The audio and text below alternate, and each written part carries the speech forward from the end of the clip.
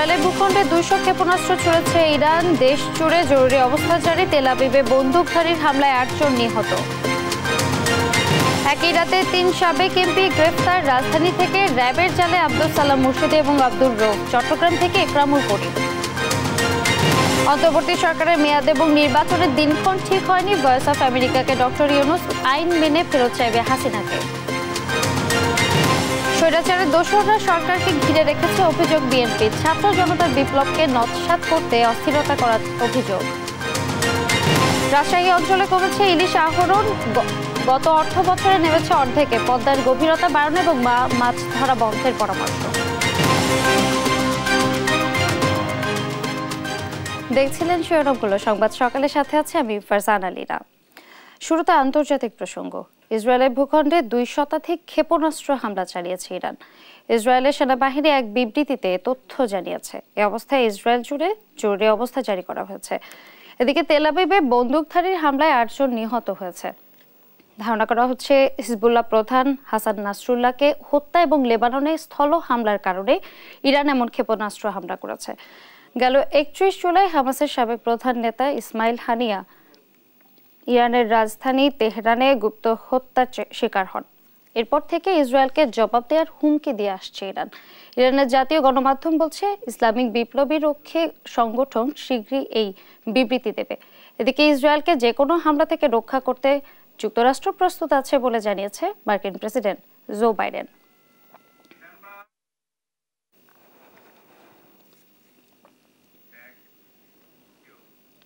এদিকে ইসরায়েলের গোয়েন্দা সংস্থা মোসাদের হেডকোয়ার্টার এবং সেনাবাহিনীর গোয়েন্দা ঘাঁটি লক্ষ্য করে হামলা চালিয়েছে লেবাননের সশস্ত্র গোষ্ঠী হিজবুল্লাহ।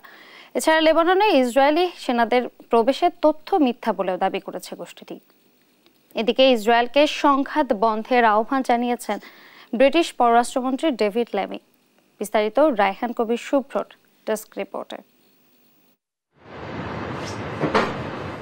ফিলিস্তিনের গাজা উপত্যকায় স্বাধীনতাকামী সংগঠন হামাসকে নির্মূলের নামে সামরিক অভিযান শুরুর পর থেকেই ইসরায়েলের ওপর রকেট যুদ্ধ শুরু করেছিল লেবাননের সশস্ত্র গোষ্ঠী হিজবুল্লাহ।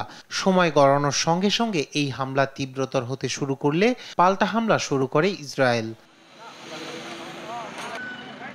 স্থানীয় সময় সোমবার রাতে লেবাননে সীমিত আকারে স্থল হামলা শুরুর দাবি করে বিবৃতি জানায় ইসরায়েলের প্রতিরক্ষা বাহিনী আইডিএফ। তবে ইসরায়েলের এই দাবি মিথ্যা বলে পাল্টা দাবি করেছে হিজবুল্লাহ। গোষ্ঠীটির যোদ্ধা ও ইসরায়েলি সেনাদের মধ্যে সরাসরি কোনো সংঘর্ষ হয়নি, তবে এমন যুদ্ধের জন্য পুরোপুরি প্রস্তুত বলে জানায় হিজবুল্লাহ। চলমান উত্তেজনার মধ্যেই ইসরায়েলকে লেবাননের সাথে নতুন করে সংঘাতে না জড়ানোর আহ্বান জানিয়েছেন যুক্তরাজ্যের পররাষ্ট্রমন্ত্রী David Lammy. None of us want to return to the years. আমরা কেউই বিভীষিকাময় বছরগুলিতে ফিরে যেতে চাই না। সে কারণেই আমরা বিশ্বাস করি রেজুলেশন 1701 বাস্তবায়ন করা উচিত। আগামীতে রাজনৈতিক সমাধান হোক। লেবানন ইস্যুতে ইসরায়েলকে সামরিক পথ থেকে বিরত থাকার আহ্বান জানাচ্ছি। That resolution 1701 should be implemented. Israeli আগ্রাসনের মধ্যে লেবাননের পাশে থাকার প্রতিশ্রুতি দিয়েছেন তুরস্কের প্রেসিডেন্ট রিসেপ তাইপ এরদোয়ান। তুর্কি সংসদের উদ্বোধনী বক্তৃতায় লেবাননে ইসরায়েলের কার্যক্রম নিয়ে কথা বলার সময় এমন মন্তব্য করেন তিনি।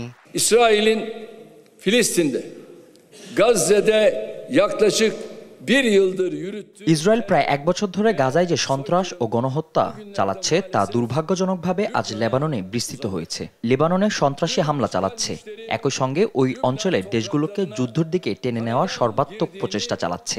আমি এখান থেকে খুব স্পষ্টভাবে ইসরায়েলকে সতর্ক করতে চাই, সাবধান হও। লেবাননে স্থল অভিযানের ফল হবে ভয়ঙ্কর। আমরা আমাদের সমস্ত শক্তি দিয়ে লেবাননকে সমর্থন করব। একইভাবে লেবানন রক্ষায় ইসলামিক বিশ্বকে পাশে চাই। এদিকে ইসরায়েলের গোয়েন্দা সংস্থা মোসাদের হেডকোয়ার্টার এবং সেনাবাহিনীর গোয়েন্দা ঘাঁটি লক্ষ্য করে হামলা চালিয়েছে লেবাননের সশস্ত্র গোষ্ঠী হিজবুল্লাহ। মোসাদের হেডকোয়ার্টার লক্ষ্য করে তেল আবিবে হামলার পর মধ্য ও উত্তর ইসরায়েলের বেসামরিকদের জন্য নতুন বিধিনিষেধ ঘোষণা করেছে ইসরায়েলি প্রতিরক্ষা বাহিনীর হোম ফ্রন্ট কমান্ড। রায়হান কবির শুভ্র, নিউজ ডেস্ক, দেশ টিভি। দর্শক, রাজধানীর সিদ্ধেশ্বরী মন্দিরে চলছে শুভ মহালয়ার আনুষ্ঠানিকতা। আমরা সরাসরি চলে যাচ্ছি সেখানে।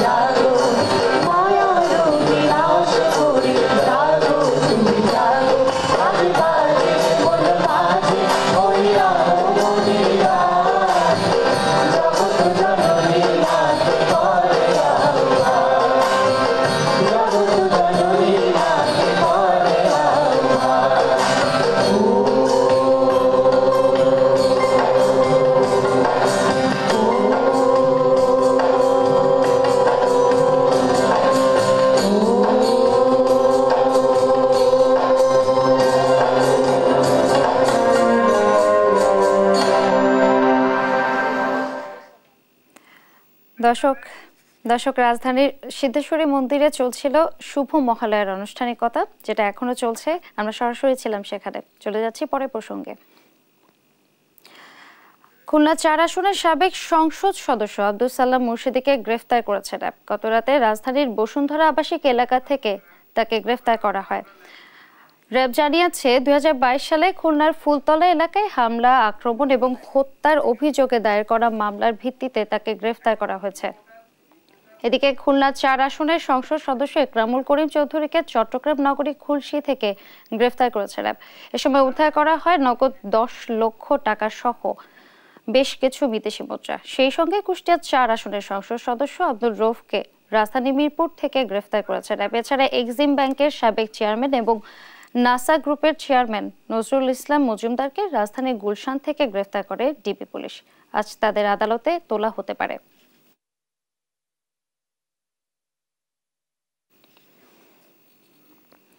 অন্তর্বর্তী সরকারের মেয়াদ বা আগামী নির্বাচনের দিনক্ষণ এখনো ঠিক হয়নি বলে জানিয়েছেন প্রধান উপদেষ্টা ডক্টর মোহাম্মদ ইউনূস। জানান, এই সিদ্ধান্ত অন্তর্বর্তী সরকারই নেবে। নিউ ইয়র্কে ভয়েস অফ আমেরিকা বাংলাকে দেয়া এক একান্ত সাক্ষাৎকারে বিষয়টি তিনি স্পষ্ট করেন।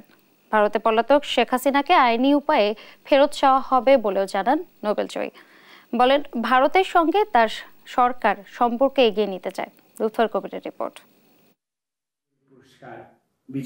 নির্বাচন, সার্কভুক্ত দেশগুলোর সঙ্গে সম্পর্ক এবং শেখ হাসিনাকে ফেরানোর প্রশ্নে নিউ ইয়র্কে সম্প্রতি ভয়েস অফ আমেরিকার মুখোমুখি হন বাংলাদেশের প্রধান উপদেষ্টা ডক্টর মোহাম্মদ ইউনূস। বাংলাদেশের নানা পরিস্থিতি উঠে আসে এই সাক্ষাৎকারে। শুরুতেই বাংলাদেশের বর্তমান নিরাপত্তা ব্যবস্থায় পুলিশের ভূমিকা নিয়ে প্রশ্নের জবাবে প্রধান উপদেষ্টা মনে করেন শীঘ্রই তাদের উপর জনগণের আস্থা ফিরবে। তারা দেখছে যে তাদের যে ক্ষমতা ব্যবহার করতে পারছে না, তার ফলে সেনাবাহিনীর কাছে দায়িত্ব পালন করতে হচ্ছে, সেটা তাদের জন্য খুব সুখকর বিষয় না। তরুণদের হাত ধরেই নতুন বাংলাদেশের জন্ম হয়েছে, তাদের হাতেই দায়িত্ব তুলে দেওয়া উচিত বলে মনে করেন ডক্টর ইউনূস। আমি বরাবরই বলে এসছি, এখানে দায়িত্ব পালন করার আগে থেকেই বলছি যে তরুণদের হাতে, কারণ তারাই তাদের ভবিষ্যৎ নিজেরা রচনা করবে। আমরা তাদের হয়ে রচনা যেটা করব সেটা ঠিক হবে না। তো কাজেই আমি আবারও মনে করি যে সারা বাংলাদেশের বিষয় নয়, সারা দুনিয়াতে তরুণদের হাতে দায়িত্ব দিয়ে দেওয়া ভালো। বাংলাদেশের নির্বাচন কবে হবে, সময় ও দিনক্ষণ এখনো ঠিক হয়নি বলে ভয়েস অফ আমেরিকার বাংলাকে জানান প্রধান উপদেষ্টা। সরকার তো কোনো মত দেয় না এই পর্যন্ত। কাজে সরকার কখন মেয়াদ ঠিক করবে সেটা সরকারকে বলতে হবে, সরকার না বলা পর্যন্ত তো সেটা সরকারের মেয়াদ হচ্ছে না। সীমান্ত সহ নানা ইস্যুতে ভারতের সঙ্গে বাংলাদেশের সম্পর্ক নিয়ে উঠে আসে সাক্ষাৎকারে। তিক্ততা পেছনে ঠেলে দুদেশের স্বার্থে সম্পর্ক এগিয়ে নেওয়ার পক্ষে ডক্টর ইউনূস। আমরা তাদের কাছে পরিষ্কার করে বলে দিচ্ছি যে আমরা চাই, সুসম্পর্ক চাই, কারণ এটা ভারতেরও দরকার, আমাদেরও দরকার, আমরা দুই প্রতিবেশী। ভারতে পলাতক সাবেক প্রধানমন্ত্রী শেখ হাসিনাকে আইনগতভাবে ফেরত চাওয়া হবে বলে জানান এই নোবেল জয়ী। এটা একটা আইনগত বিষয়, নিশ্চয়ই আমরা তাকে ফেরত চাইবো, যেখানেই থাকুক তিনি ফেরত চাইবে, যখন আইনগতভাবে আমরা যে সিদ্ধান্ত আছে সেই সিদ্ধান্ত আমরা বাস্তবায়ন করতে পারি। সাক্ষাৎকারে সার্ক পুনর্গঠনের উপর জোর দিয়েছেন ডক্টর ইউনূস। এছাড়া নতুন করে মিয়ানমারের রোহিঙ্গাদের বাংলাদেশে আশ্রয় দেওয়া সম্ভব নয় বলে জানান তিনি। ক্ষমতা যাওয়া উচিত। লুৎফর কবির, নিউজ ডেস্ক, দেশ টিভি। সংস্কার নিয়ে তাড়াহুড়া না করতে প্রবাসী বাংলাদেশিরা অনুরোধ করেছেন বলে জানিয়েছেন পররাষ্ট্র উপদেষ্টা তৌহিদ হোসেন। বলেছেন, নিজেদের স্বার্থে ভারতের সাথে সম্পর্ক ভালো রাখার উপর জোর দিয়ে তিনি বলেন, আগামী নভেম্বরে থাইল্যান্ডে বিমস্টেক সম্মেলনের ফাঁকে হতে পারে ঢাকা দিল্লি বৈঠক। 4 অক্টোবর মালয়েশিয়ার প্রধানমন্ত্রী ঢাকা সফরের কথাও জানান তিনি। শিবলী রায়কে সঙ্গে নিয়ে জান্নাতুল মোহনার প্রতিবেদন। জাতিসংঘের সাধারণ পরিষদের অধিবেশন নিয়ে মঙ্গলবার বিকেলে পররাষ্ট্র মন্ত্রণালয়ে সংবাদ সম্মেলন করেন পররাষ্ট্র উপদেষ্টা মোহাম্মদ তৌহিদ হোসেন। নতুন প্রস্তুতি নিয়ে আসতে পারছে যে আর কি জিজ্ঞেস করা যায়। ঢাকা দিল্লি সম্পর্কে টানাপোড়েন নিয়ে তিনি জানান, নিজেদের স্বার্থে ঢাকা দিল্লি সম্পর্ক ভালো করতে হবে এবং নভেম্বরে থাইল্যান্ডে অনুষ্ঠিতব্য বিমস্টেক সম্মেলনের ফাঁকে বৈঠক হতে পারে দুদেশের। উভয় পক্ষ একমত হয়েছে যে আমাদের পরস্পরের সাথে সুসম্পর্ক প্রতিষ্ঠা করা প্রয়োজন নিজেদের স্বার্থে।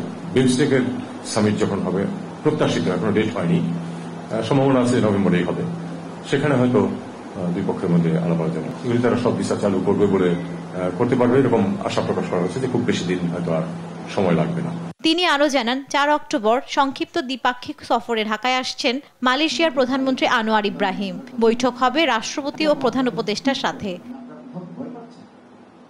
সংস্কার নিয়ে তাড়াহুড়ো না করতে প্রবাসী বাংলাদেশিরা অনুরোধ করেছেন বলে জানান পররাষ্ট্র উপদেষ্টা। সংস্কারে গঠিত 6 কমিশনের রিপোর্ট পাওয়ার পরই নির্বাচনের রূপরেখা নিয়ে বলা সম্ভব বলেও জানান তিনি। 6টা কমিশন গঠন করা হয়েছে, তাদের নোটিফিকেশন বোধহয় 2-1 দিনের মধ্যে হবে। তাদেরকে 3 মাস সময় দেওয়া হয়েছে, অর্থাৎ এন্ড অফ ডিসেম্বর অথবা আর্লি জানুয়ারি তারা তাদের রিকমেন্ডেশন প্লেস করবে। তখন আরো কিছু স্টেক হোল্ডারের সাথে আলাপ আলোচনার প্রশ্ন আছে, তখন সত্যিকার অর্থে তখনই কিন্তু রোডম্যাপটা ঠিক করা যাবে। তখন তার আগে কিন্তু আপনি রোডম্যাপ ঠিক করতে পারবেন। এছাড়া 71কে বাদ দিয়ে পাকিস্তানের সাথে সম্পর্ক জোরালো করবে না সরকার বলেও জানান এই উপদেষ্টা। 71-এর ঘটনায় দেশটি ক্ষমা চাইলেই সম্পর্ক আগানোর কথা জানান তিনি। জান্নাতুল মোহনা, দেশ টিভি, ঢাকা। 111 এবং স্বৈরাচারের দোসররা অন্তর্বর্তী সরকারকে ঘিরে রেখেছে অভিযোগ করে সময় থাকতে সজাগ হওয়ার আহ্বান জানিয়েছেন বিএনপির স্থায়ী কমিটির সদস্য ডক্টর AZM জাহিদ হোসেন। আর ছাত্র জনতার বিপ্লবকে নস্যাৎ করতেই পোশাক কারখানা এবং পাহাড়ে অস্থিরতা সৃষ্টির চেষ্টা চলছে বলে আবারও অভিযোগ করলেন দলটির সিনিয়র যুগ্ম মহাসচিব রুহুল কবির রিজভী। সাইফুল রিপোর্টের প্রতিবেদন। বিএফইউজের প্রয়াত সভাপতি রুহুল আমিন গাজীর স্মরণে জাতীয় প্রেস ক্লাবে নাগরিক স্মরণ সভার আয়োজন করে বাংলাদেশ ফেডারেল সাংবাদিক ইউনিয়ন ও ঢাকা সাংবাদিক ইউনিয়ন। এ সময় ষড়যন্ত্রে পা না দিতে অন্তর্বর্তী সরকারের প্রতি আহ্বান জানান পেশাজীবী নেতারা। শত সৈন্যের রক্তের বিনিময়ে যে সরকার এসেছে তারা ব্যর্থ, আমরা চাই না, কিন্তু ব্যর্থ করার জন্য নানামুখী ষড়যন্ত্র হচ্ছে। আমরা এই সরকারকে বলবো, ষড়যন্ত্রের ফাঁদে পা দেবেন না। জামায়াত নেতারা বলেন, দুর্নীতি সন্ত্রাসমুক্ত দেশ গড়তে ফ্যাসিবাদ বিরোধী ঐক্য জরুরি। আর বিএনপি নেতারা বলেন, অন্তর্বর্তী সরকার সঠিক সিদ্ধান্ত নিতে ব্যর্থ হলে সবকিছু ভেস্তে যাবে। আমরা অবশ্যই ফ্যাসিবাদ বিরোধী ঐক্য চাই। ঐক্যের প্রতিবন্ধকতা কি তা 1, 2, 3, 4, 5 করে চিহ্নিত করা দরকার। আমরা যে যেখানে আছি ধৈর্য ধরে ঐক্যটাকে আমাদেরকে ধরে রাখতে হবে। আর কেউ যদি মনে করেন উমুককে বাদ দিয়ে উমুক, বিএনপিকে বাদ দিয়ে উমুক, তাহলে কিন্তু এটা নিজেরা আসলে ভুল করব। বিএনপির স্থায়ী কমিটির সদস্য ডাক্তার AZM জাহিদ হোসেন বলেন, পতিত স্বৈরাচারের দোসরদের কারণেই এখনো গেল 16 বছরের গণতান্ত্রিক আন্দোলন দমনে করা মামলা প্রত্যাহার করেনি অন্তর্বর্তী সরকার। 2 মাস পেরিয়ে গেলেও ঘুম ভাঙছে না উপদেষ্টাদের। মামলাগুলো এখনো কেন চলবে? সেগুলো কেন প্রত্যাহার হবে না? 111-এর সুবিধাভোগীদেরকে চতুর্দিকে বসিয়েছেন। শেখ হাসিনার সুবিধাভোগীদেরকে সাথে নিয়ে সরকার চালাচ্ছেন। সেজন্যই আজকে এই অবস্থা। আজকে সরকারের বয়স প্রায় 2 মাস হয়ে যাচ্ছে। এখনো কি আপনাদের ঘুম ভাঙে নাই? আপনাদের চতুর্দিকে আপনাদেরকে ঘিরে ধরেছে। দলের কেন্দ্রীয় কার্যালয়ের সামনে বৈষম্য বিরোধী আন্দোলনে মৃত্যুর মুখ থেকে ফিরে আসা রিকশা চালক সাইফুল ইসলামের হাতে আমরা বিএনপি পরিবারের পক্ষ থেকে নতুন রিকশার চাবি তুলে দেন দলের সিনিয়র যুগ্ম মহাসচিব রুহুল কবির রিজভী। তার অভিযোগ, পতিত স্বৈরাচারের দুষ্ট চক্র এখনো ষড়যন্ত্র করছে। কে নজরুল ইসলাম, কে সালাম মুর্শিদি, এরা আওয়ামী লীগের সুবিধাভোগী নয়, আওয়ামী লীগের এমপি নয়। এদের গার্মেন্টস থেকে এসে একটা কৃত্রিম ভাবে, পরিকল্পিত ভাবে অস্থিরতা তৈরি করছে। সুতরাং চক্রান্তকারীরা আর চক্রান্ত করে এবং তাদের প্রভুদের কাছ থেকে মদত নিয়েও আর কিছু করতে পারবে না। বিগত সরকারের সময়ে ইউনিয়ন পরিষদ সদস্যরাও বর্বরচিত হামলায় জড়িত অভিযোগ করে তাদের সরিয়ে দেওয়ার দাবিও জানান রুহুল কবির রিজভী। তাদের অংশ তো এখনো রয়ে গেছে। আপনি ইউপি চেয়ারম্যানদেরকে এখন বাতিল করছেন না কেন? সাইফুল রিপন, দেশ টিভি, ঢাকা। সনাতন ধর্মাবলম্বীরা যেন নির্বিঘ্নে দুর্গাপূজা পালন করতে পারেন সেজন্য সব ধরনের নিরাপত্তা নিশ্চিত করতে অন্তর্বর্তী সরকারের প্রতি আহ্বান জানিয়েছেন বাংলাদেশ জামায়াতে ইসলামের আমির ডাক্তার শফিকুর রহমান। মঙ্গলবার সন্ধ্যায় রাজধানীর চকবাজারে এক সুধী সমাবেশে অংশ নিয়ে জামায়াতের আমির বলেন, শুধু ধর্মীয় প্রতিষ্ঠান নয়, ভিন্ন ধর্মাবলম্বীদের বাড়িঘর, ব্যবসা প্রতিষ্ঠানের নিরাপত্তায়ও সকলের এগিয়ে আসা প্রয়োজন। আওয়ামী লীগ নির্বাচনে অংশগ্রহণ প্রসঙ্গে জামায়াতের আমির বলেন, যারা নির্বাচনে বিশ্বাস করে না তাদেরকে নির্বাচনে নিয়ে আসার প্রশ্ন অবান্তর। এ সময় বাংলাদেশ সেনাবাহিনীর প্রশংসা করে ডাক্তার শফিকুর রহমান বলেন, তারা বরাবরই দেশপ্রেমিকের পরিচয় দিয়েছে। ক্ষমতায় গেলে কোনো ধরনের তেলবাজিকে জামায়াত প্রশ্রয় দেবে না বলে উল্লেখ করে আমির বলেন, জাতীয় স্বার্থে তারা কোনো অন্যায়ের সাথে আপোষ করবে না।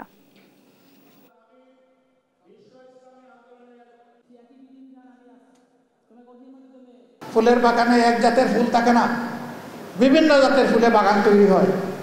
এক একটা ফুলের এক একটা গুরুত্ব, এক এক গাছের এক এক গুরুত্ব। সবাই মিলেই আমাদের এই সমাজ, এই বাগান। আমরা আগামী দিনেও সেই সম্প্রীতির উজ্জ্বল দৃষ্টান্ত স্থাপন করবো ইনশাআল্লাহ। আগামীতে খুব সন্নিকটে আমাদের হিন্দু ভাই বোনদের তাদের একটা ধর্মীয় অনুষ্ঠান আছে, আমরা জানি, সবাই জানি। এটি তাদের বাংলাদেশের সবচেয়ে বড় অনুষ্ঠান। আমরা সরকারকে এই ব্যাপারে কিছু আহ্বান জানাবো ইনশাআল্লাহ, এবং জনগণকে আমরা আহ্বান জানাবো, আমরা তাদের অনুষ্ঠানটা তাদের পরিবেশে তারা যাতে সুন্দরভাবে সম্পন্ন করতে পারে, কেউ গিয়ে সেখানে কোনো ডিস্টার্ব না করতে পারে, এই জন্য আমরা সর্বাত্মক সহযোগিতা করবো আশা করি।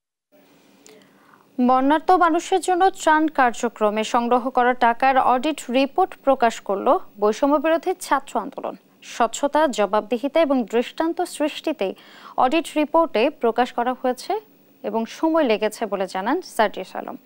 প্রধান উপদেষ্টা ত্রাণ তহবিলে 8 কোটি টাকা এবং বাকি টাকা উত্তরাঞ্চলের বন্যায় দেওয়া হবে বলে জানান তারা। আলিমুজ্জামান সাফওয়ানের রিপোর্ট। বন্যার্তদের টাকার অডিট রিপোর্ট প্রকাশ ও পরবর্তী পরিকল্পনা নিয়ে সংবাদ সম্মেলন করে বৈষম্য বিরোধী ছাত্র আন্দোলন। আমাদের যে ত্রাণ কার্যক্রম চলেছিল, এ সময় তারা বলেন, মোট 11 কোটি 69 লাখ টাকা দুর্গতদের জন্য উত্তোলন করা হয়েছে, যার মধ্যে ব্যয় হয়েছে 1 কোটি 78 লাখ 33 হাজার টাকা। বৈষম্য বিরোধী ছাত্র আন্দোলন তারা ডোনেশন প্রায় পেয়েছিল প্রায় আমাদের হিসাব মতো, এবং তাদের সাথে সকল ডকুমেন্ট দেখে আমরা যে রিপোর্টে যেটা আছে 11 কোটি 69 লক্ষ 84 হাজার 420 টাকা। তারা খরচ করেছে 1 কোটি 78 লক্ষ 33 হাজার 207 টাকা।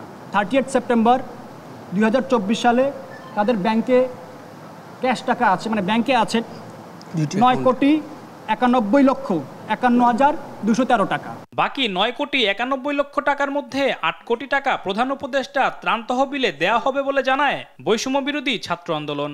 8 কোটি টাকা ত্রাণ মন্ত্রণালয়ের মাধ্যমে প্রধান উপদেষ্টার তহবিলে দিব। এর বাইরে 8 কোটির বাইরে যে টাকাটি থাকবে, অর্থাৎ 1 কোটি 91 লক্ষ টাকা, সেই জেলাগুলোর প্রশাসন, স্থানীয় প্রশাসন, ডিসি এবং উপজেলা নির্বাহী অফিসার যিনি রয়েছেন তাদের মাধ্যমে, ছাত্র প্রতিনিধিদের মাধ্যমে আমরা বন্যা কবলিত জেলাগুলোতে ত্রাণ কার্যক্রম পরিচালনা করব। স্বচ্ছতা, জবাবদিহি ও দৃষ্টান্ত সৃষ্টিতেই অডিট রিপোর্ট প্রকাশে সময় লেগেছে বলে জানান অন্যতম সমন্বয়ক সার্জিস আলম। আমি যদি এই অডিটটি না করতাম, কিছুদিন আগে করতে পারতাম, কিন্তু এই যে দৃষ্টান্তটি, স্বচ্ছতার জায়গাটি আমাদের মনে হচ্ছে এটি কিছুদিন পরের চেয়ে অনেক বেশি গুরুত্বপূর্ণ ছিল। সংগঠনটি জানায়, বৈষম্য বিরোধী ছাত্র আন্দোলনের নামে চলতি ব্যাংক হিসাব থাকায় কোনো মুনাফা নেননি তারা। আলিমুজ্জামান সাফওয়ান, দেশ টিভি, ঢাকা। 70-এর দশক পর্যন্ত রাজশাহীর পদ্মায় মিলত ঝাঁকে ঝাঁকে ইলিশ। আকারে বড় এবং স্বাদে অতুলনীয়, দামে কম এবং সহজলভ্য হওয়ায় সবার নাগালেই ছিল। পদ্মার উজানে ফারাক্কা বাদ দেওয়ার পর থেকে পানির প্রবাহ যেমন কমেছে, নদীতে ইলিশের পরিমাণও কমতে থাকে, যা এখন প্রায় শূন্যের কোটায়। তবে পদ্মার পানির গভীরতা বাড়ানো গেলে বা মা ইলিশ ধরা বন্ধ করতে পারলে আবারও ইলিশের পুরনো সেই সুদিন ফেরানো সম্ভব, এমনটাই মনে করছেন বিশেষজ্ঞরা। কাজী শাহেদের প্রতিবেদন। 70-এর দশকে পদ্মায় জেলের জালে ধরা পড়ত ঝাঁকে ঝাঁকে ইলিশ। বঙ্গোপসাগর থেকে উজানে রাজশাহী হয়ে ভাগলপুর পর্যন্ত যেত ইলিশ এবং ডিম ছাড়ত। ফারাক্কায় বাঁধ দেওয়ার পর রাজশাহীতে ইলিশ কমতে থাকে। বাঁধের কারণে পদ্মার পানি প্রবাহ কমে যাওয়ায় স্রোতও কমে যায়, ফলে হার্ডিন ব্রিজ অতিক্রম করে ঝাঁকে ঝাঁকে ইলিশ আসা বন্ধ হয়ে যায়। এই মেঘনা হয়ে পদ্মায় চলে আসে, পদ্মা হয়ে আবার উজানে এসে রাজশাহীর গঙ্গাতে আসে। এদিকে যমুনা বেয়েও ওরা আসাম পর্যন্ত যেত। আর এই পদ্মা দিয়ে এবং গঙ্গা দিয়ে ভাগলপুর অবধি ওখানে মানুষ ইলিশ ধরত। কিন্তু এটা ব্যত্যয় ঘটে গেল আমাদের এই গঙ্গায় পানি কমে যাওয়ায়। রাজশাহীর সুলতানগঞ্জ থেকে 4.7 কিলোমিটার এলাকা পদ্মা নদী থেকে ভারতের ভেতরে চলে গেছে। ফলে বাংলাদেশের অংশে মা ইলিশ ও জাটকা ধরা বন্ধ থাকলেও ভারতের দিকে তা উন্মুক্ত থাকছে। এজন্য রাজশাহীতে ইলিশ কমছে বলছেন এই গবেষক। মা ইলিশ মাছ ধরা নিষিদ্ধকাল থাকলেও ইন্ডিয়ান সাইডে কিন্তু নিষিদ্ধকাল নাই, যার কারণে আমরা 17 সাল থেকে 23 সাল পর্যন্ত গবেষণায় দেখছি ফারাক্কাবাদ বা চাঁপাইনবাবগঞ্জ এরিয়ার পদ্মার অংশে কোনো বড় ইলিশ পাওয়া যায় না। গত 6 অর্থ বছরে আহরণের হার লক্ষ্য করলে দেখা যায় 2020-21 অর্থ বছরে যেখানে 741 মেট্রিক টন ইলিশ আহরণ করা গেছে, সেখানে গত অর্থ বছরে তা কমে প্রায় অর্ধেকে নেমে 492 মেট্রিক টন। মৎস্য অধিদপ্তরের কর্মকর্তারা বলছেন, এখন ইলিশ সেভাবে নিচু এলাকা থেকে উজানে আসে না। নদীতে পানির গভীরতা কমে যাওয়া, বাদ দেয়া, ড্রেজিংয়ে পানি ঘোলা হয়ে যাওয়া, তীব্র শব্দের কারণে ইলিশ আসা কমে গেছে। পদ্মা এখানে অসংখ্য চর আছে, এটা হলো এক। আর দ্বিতীয় হলো যে ওই বালু উত্তোলন করে, সেখানে একটা ভট ভট ভট ভট শব্দ হয়, আর ইলিশ মাছ শব্দ পছন্দ করে না। তৃতীয় হলো যে ড্রেজিং করে, যে ড্রেজিংও কিন্তু পর্যাপ্ত পরিমাণে শব্দ হয়। এই শব্দের কারণে যখন এসে শব্দ শোনে ইলিশ আর ওই জায়গাতে ঢুকতেছে না, তখন আবার ব্যাক করে। ইলিশ সম্পদ উন্নয়ন ও ব্যবস্থাপনার দায়িত্বে থাকা কর্মকর্তারা বলছেন, ভাটার, শরীয়তপুর, চাঁদপুর ও ভোলা অঞ্চলে আধুনিক যন্ত্রপাতি ব্যবহার করে মাছ ধরার কারণে উজান এলাকায় পর্যাপ্ত মা ইলিশ যেতে পারে না, তাই রাজশাহী অঞ্চলে কমছে ইলিশ। কাজী শাহেদ, দেশ টিভি, রাজশাহী। খাগড়াছড়িতে ধর্ষণের গুজব ছড়িয়ে আবুল হাসনাত মোহাম্মদ সোহেল রানা নামে এক শিক্ষককে পিটিয়ে হত্যা করা হয়েছে। মঙ্গলবার দুপুরে খাগড়াছড়ি টেকনিক্যাল স্কুল অ্যান্ড কলেজে এই ঘটনা ঘটে। ঘটনার পর থেকে দুই পক্ষের মধ্যে উত্তেজনা ছড়িয়ে পড়ে। পরিস্থিতি নিয়ন্ত্রণে জেলা সদরে জারি করা হয়েছে 144 ধারা। সহকর্মী অপু দত্তের রিপোর্ট, জানাচ্ছেন আপন অপু। খাগড়াছড়িতে আদিবাসী শিক্ষার্থীকে ধর্ষণের অভিযোগে পিটিয়ে হত্যা করা হয় আবুল হাসনাত মোহাম্মদ সোহেল রানা নামে এক শিক্ষককে। মঙ্গলবার দুপুরে খাগড়াছড়ি টেকনিক্যাল স্কুল অ্যান্ড কলেজে ঘটে এই ঘটনা। এর পরপরই পাহাড়ি বাঙালি দুই পক্ষের মধ্যে ছড়িয়ে পড়ে উত্তেজনা। এ সময় সদরের মহাজন পাড়া এলাকায় কয়েকটি দোকানে ভাঙচুর করা হয়, আগুন দেওয়া হয় একটি বাড়িতেও। পরিস্থিতি নিয়ন্ত্রণে জেলা সদরে জারি করা হয় 144 ধারা। স্বাভাবিক, তবে 140 জারি হচ্ছে। আমরা এই শহরবাসীর মধ্যে অনুরোধ করবো যেন তারা শান্তি বজায় রাখে এবং যে ঘটনা ঘটেছে এটা মামলা হবে এবং যা অপরাধী তাদেরকে আমরা আইনের আওতায় নিয়ে আসবো। জানা যায়, খাগড়াছড়ি টেকনিক্যাল স্কুল অ্যান্ড কলেজের বিল্ডিং কনস্ট্রাকশন ও সেফটি বিভাগের চিফ ইন্সট্রাক্টর ছিলেন নিহত সোহেল রানা। ভিকটিম একই প্রতিষ্ঠানের 7ম শ্রেণীর শিক্ষার্থী। মঙ্গলবার শিক্ষার্থীকে যৌন নির্যাতন করার ঘটনা জানাজানি হলে বিক্ষোভ করে শিক্ষার্থীরা। সামাজিক মাধ্যমে ছড়িয়ে পড়া এক ভিডিওতে দেখা যায় অধ্যক্ষের কক্ষে সোহেল রানাকে বেধড়ক মারধর করেন ১০-১৫ জন পাহাড়ি যুবক। পরে পুলিশ তাকে উদ্ধার করে খাগড়াছড়ি সদর হাসপাতালে নিলে চিকিৎসক মৃত ঘোষণা করেন।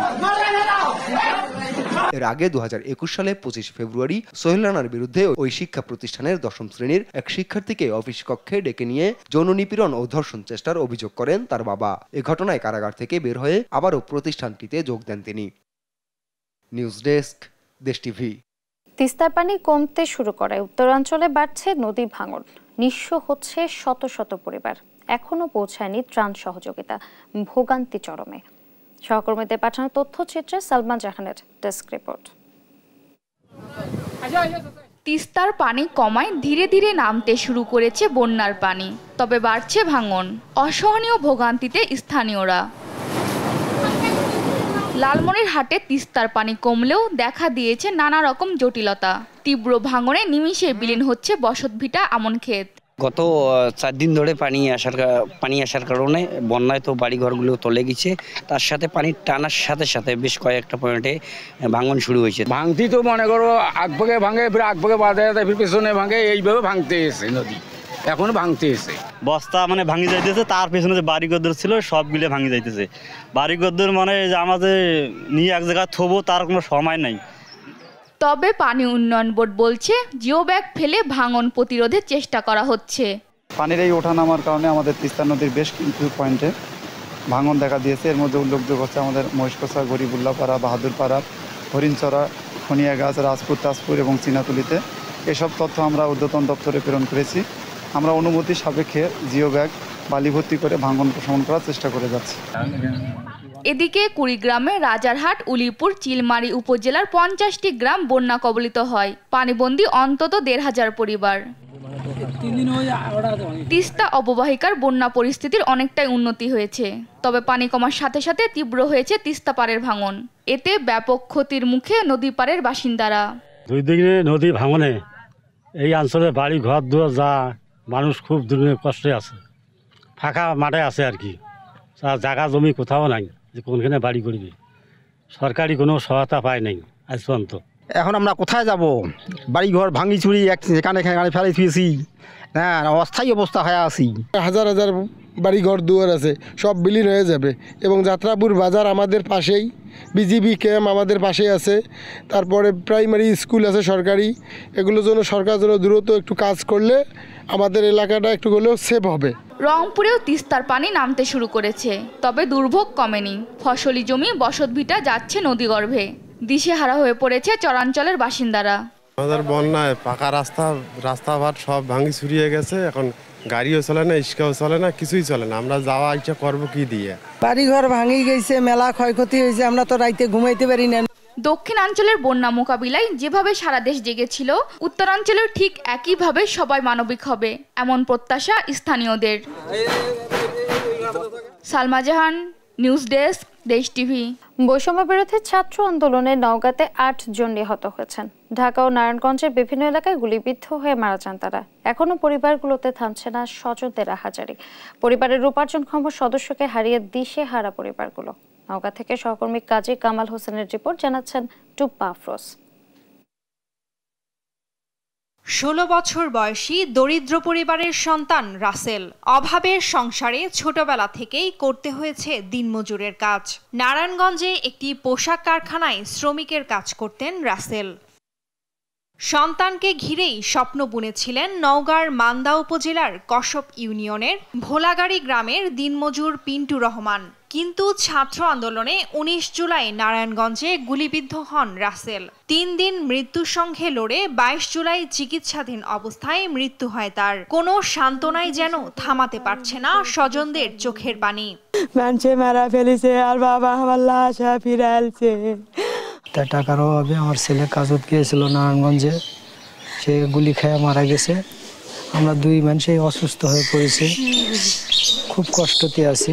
সদর উপজেলার শিমুলিয়া মণ্ডলপাড়া গ্রামের বিপ্লব মণ্ডল ঢাকায় একটি সেলুনে নাপিতের কাজ করতেন তিনি। গত 5 আগস্ট ঢাকার বাইপাইল এলাকায় আন্দোলনে গিয়ে গলায় গুলিবিদ্ধ হয়ে মারা যান তিনিও। উপার্জনক্ষম সদস্যকে হারিয়ে এখন দিশেহারা পরিবারটি। বড় কষ্ট করে বাচ্চাকে মানুষ করছি বাবা, কোন কি করে চলা যাবে। হঠাৎ করে ছেলে মারা যাওয়ার কারণে আমি খুব অভাবের মধ্যে পড়ছি এবং ঋণগ্রস্ত হচ্ছি।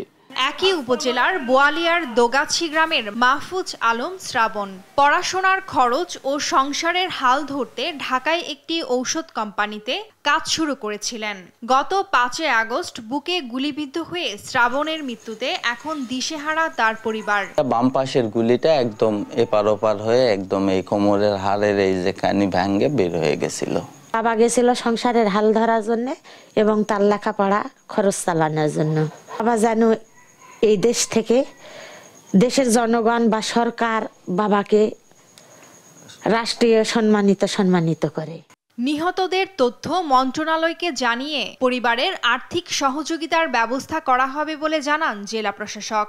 তাদের তথ্য যদি পাই সরকারের সাহায্যের জন্য হচ্ছে আমরা মন্ত্রণালয়ে লিখবো, হ্যাঁ, যেন তারা সাহায্য পান।